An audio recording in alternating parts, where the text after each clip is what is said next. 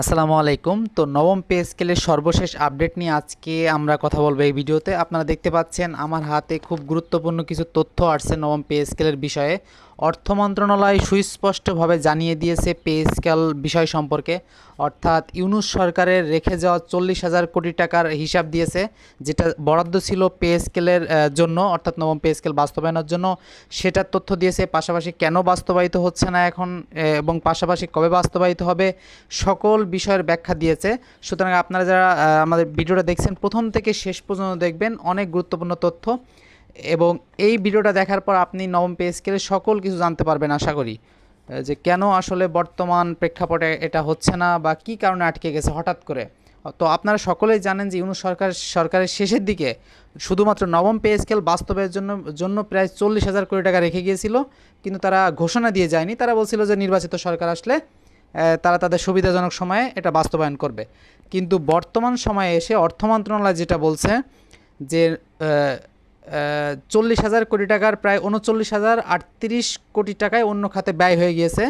এখন মাত্র অবশিষ্ট আছে হচ্ছে 962 কোটি।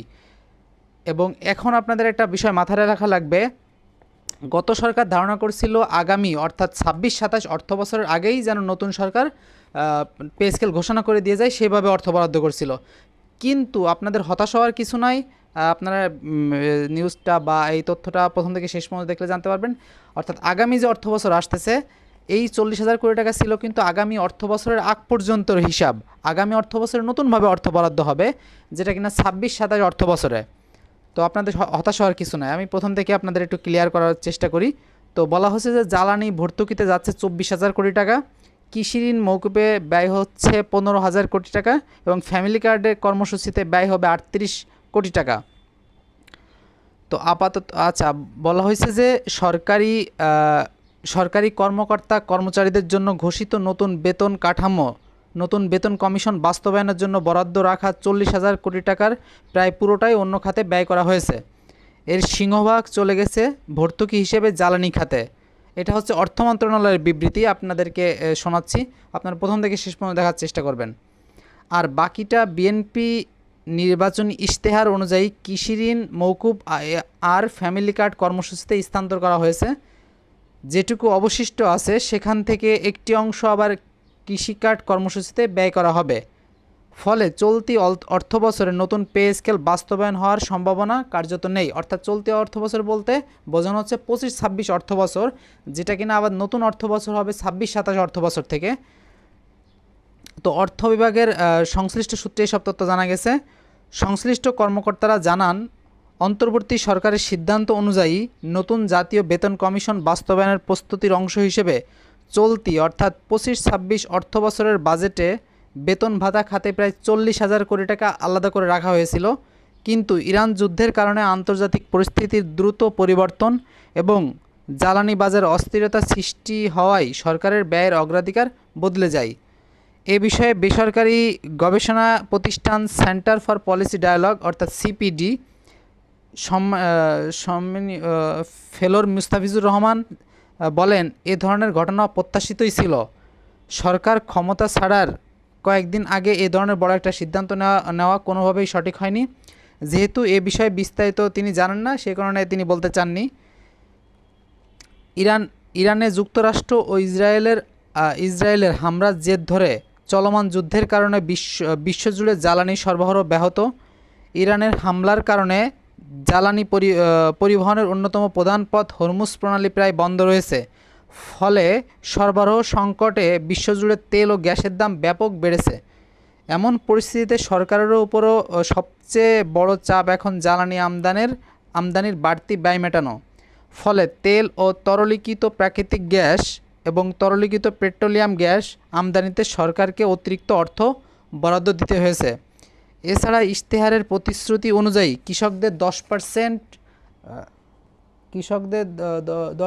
পর্যন্ত কৃষি ঋণের সুদ আসল পরিশোধের প্রতিশ্রুতি পূরণ ও ফ্যামিলি কার্ড চালুর জন্য নতুন অর্থ বরাদ্দের প্রয়োজন দেখা দেয়। অর্থ মন্ত্রণালয় জানিয়েছে যে বেতন ভাতার জন্য যে 40,000 কোটি টাকা রাখা হয়েছিল, এ অর্থ থেকে জ্বালানি খাতে বাড়তি ব্যয় সামাল দিতে ভর্তুকি হিসেবে চলতি অর্থবছরে অতিরিক্ত 24,000 কোটি টাকা বরাদ্দ দেওয়া হয়েছে। কৃষি ঋণ মৌকুবের জন্য 15,000 কোটি টাকা বরাদ্দ দেওয়ার সিদ্ধান্ত নেওয়া হয়েছে। কৃষি উৎপাদন ব্যাহত রাখা এবং খাদ্য নিরাপত্তা বজায় রাখতে সরকার এই অর্থ বরাদ্দের সিদ্ধান্ত নিয়েছে বলে সংশ্লিষ্ট সূত্র জানিয়েছে।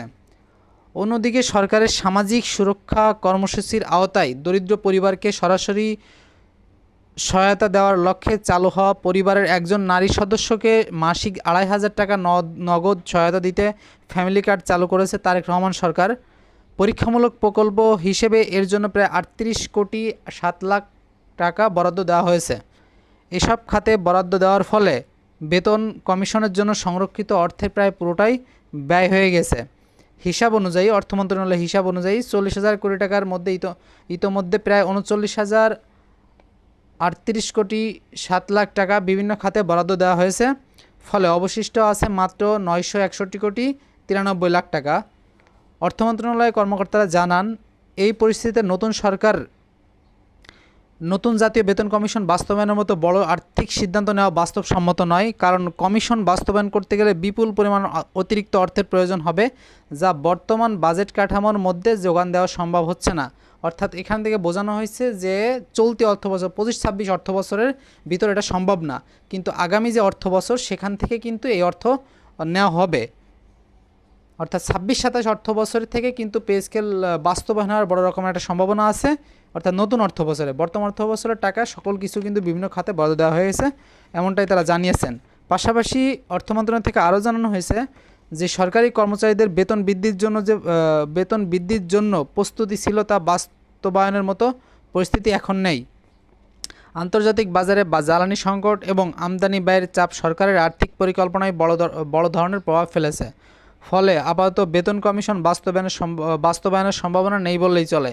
তিনি আরও বলেন, চলতি অর্থবছরের মধ্যে এই পরিস্থিতি বদলানোর সম্ভাবনা খুব বেশি নেই, কারণ বাজেটের বড় একটা অংশ ইতিমধ্যে বিভিন্ন জরুরি খাতে বরাদ্দ দেওয়া হয়েছে।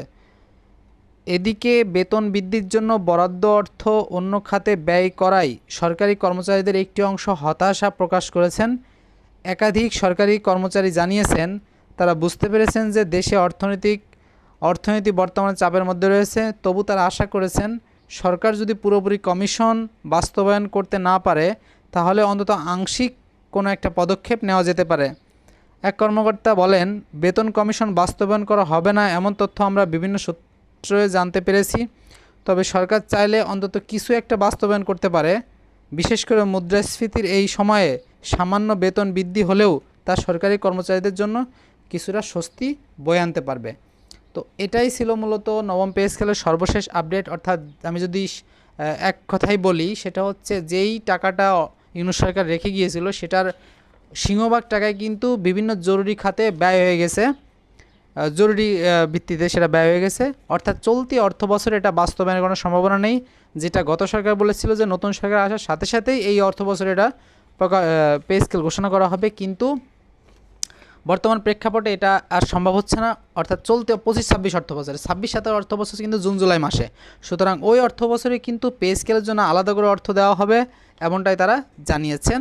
সুতরাং আপনাদের হতাশ হওয়ার কিছু নাই, এটা এই অর্থ বছরের জন্য এই কথাটা বলা হচ্ছে যে যেই টাকাটা গত সরকার রেখে গেছিলো সেটা ব্যয় হয়ে গেছে, নতুন করে আবার বরাদ্দ দেওয়া হবে এবং তখন এটা বাস্তবায়ন করা হবে। তো এটাই ছিল মূলত নবম পে স্কেলের সর্বশেষ আপডেট। নবম পে স্কেলের সকল আপডেট পেতে সবার আগে পাওয়ার জন্য অবশ্যই আমাদের চ্যানেলটি সাবস্ক্রাইব করে পাশে থেকে বেল আইকনটি প্রেস করে দেবেন। ধন্যবাদ সকলকে, ভালো থাকবেন, সুস্থ থাকবেন, আল্লাহ হাফেজ।